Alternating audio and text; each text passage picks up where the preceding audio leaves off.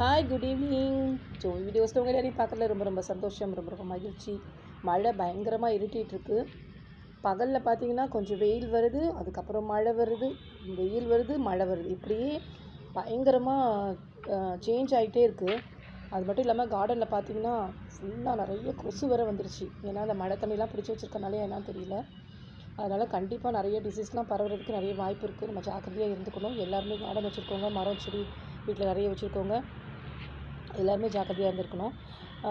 இது என்ன காஃபின்னு பார்க்குறீங்களா? இது அப்படியே நல்லா இந்த மழை டைமுக்கு நல்லா ஒரு சூடாக ஒரு காஃபி போட்டு நம்ம கார்டனுக்குள்ளே அப்படியே இந்த வாக் பண்ணுற சந்தோஷம் இருக்குது பாருங்கள். அவ்வளோ ஒரு சந்தோஷம்.